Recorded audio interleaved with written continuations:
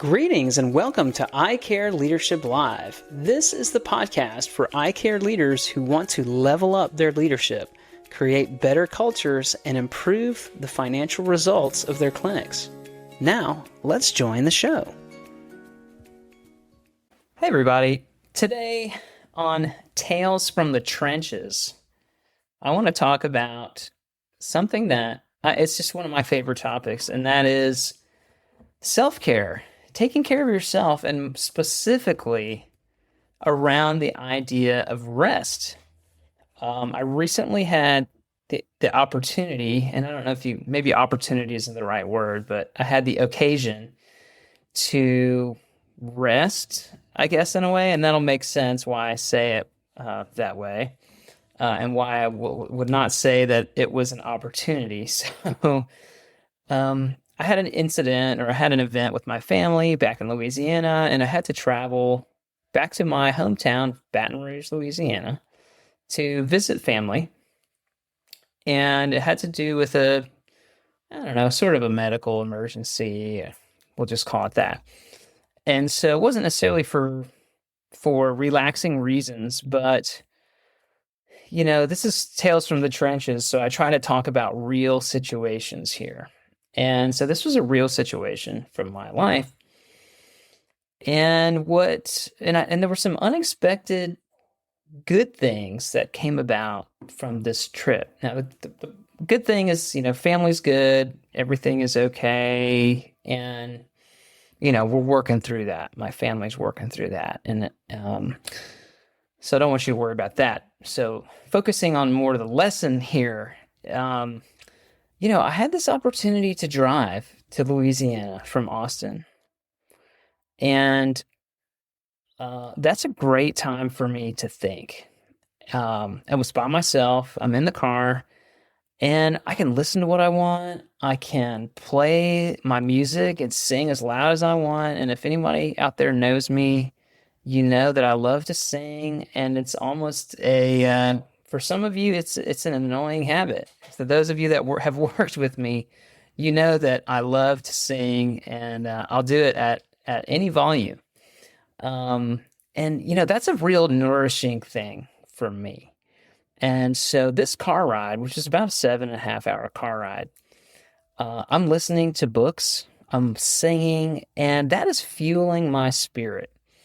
And for me, that's a form of rest, and I would classify that as a form of rest, is doing something that aligns with your spirit, feeds your spirit, and fuels your thoughts. For me, it was fueling so many thoughts of ways that I can support my clients, ways that I can help more clients with the work that I do, ways that I can be more present for my family. I mean, so many thoughts are stimulated for me when I get away, when I have space to think. And so that was really nourishing for me. Another rest-related lesson that I learned here on this trip. So I booked myself at an Airbnb close to where my family lives.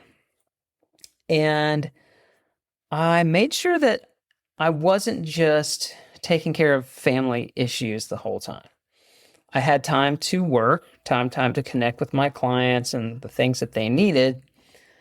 And I had quiet. I had a space of my own in this little Airbnb and a desk. And it was so nice to just have quiet.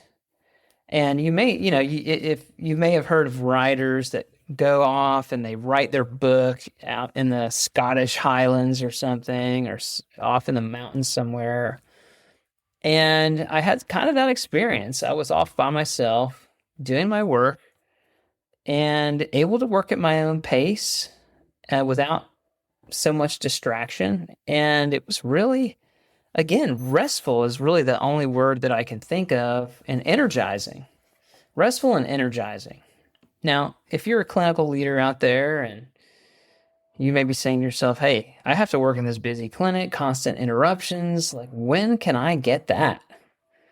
Well, maybe there's an opportunity to say, hey, I have a certain period every day when I do not want to be disturbed. Or maybe once a week, there's a 1 hour period where I need you to solve your own problems. And you only knock on this door if there is a true emergency that cannot wait. And you empower your people to resolve issues without you. Maybe that's a way that you can do that. Maybe you talk to your practice owner or your boss and you say, hey, I want to take a day and I need to just focus on some certain things. And I'm going to work from home all day on this day. Maybe it's once a month. And I'm going to get stuff done. And for those of you who are not believers in remote work, please rethink that, because I'm not saying that everyone should be remote 100% of the time. But I would say if you are in any kind of a exempt role position where that means that some levels your brain is involved and you do strategy to some extent. If you're in an exempt role, then you're going to benefit from some level of unplugging from the environment, the crazy environment that you're in every day. And so for many reasons, one is it's going to be more restful. It's going to be less taxing on your brain to be interrupted so often. And so enjoy that, find a way to avail yourself of that time. And number two, you're going to be really productive. You're going to be more productive during that time. And number three, you're going to have ideas and thoughts that you might not have had if you were in that constant distraction environment. And so there's benefits to the clinic, to having time away to do your job and think.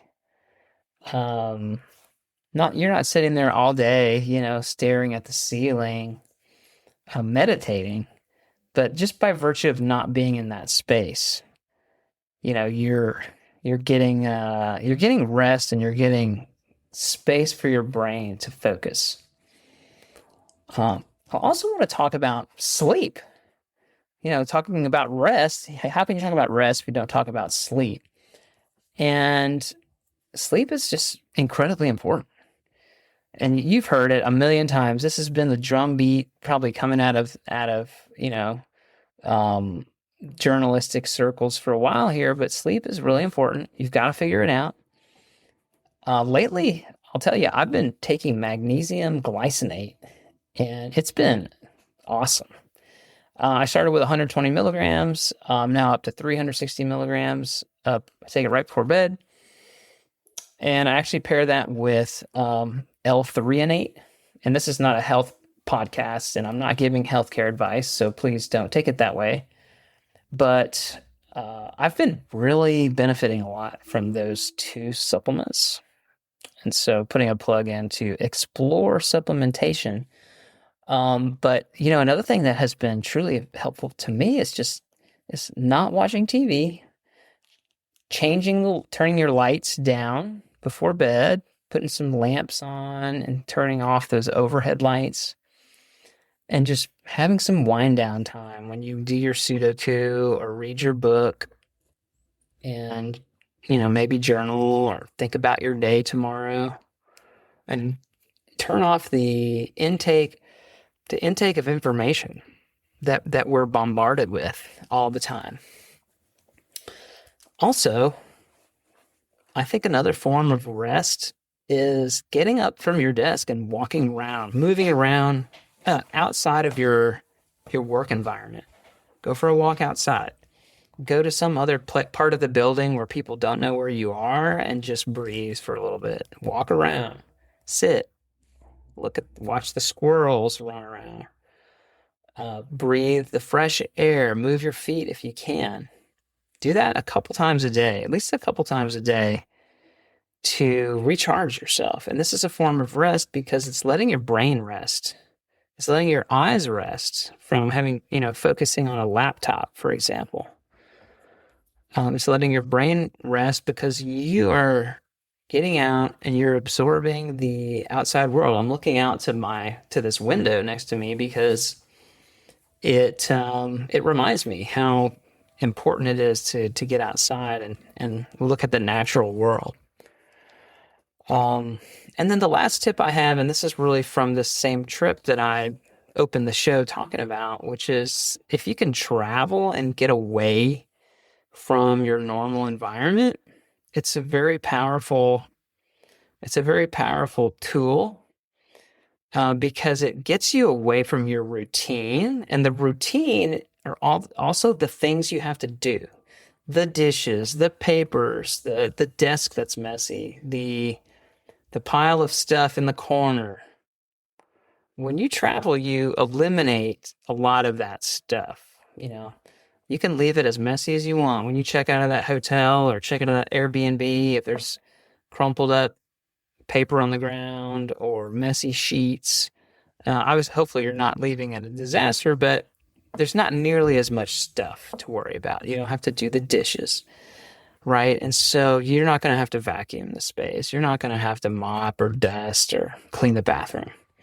And so it gives you a little bit of a release there.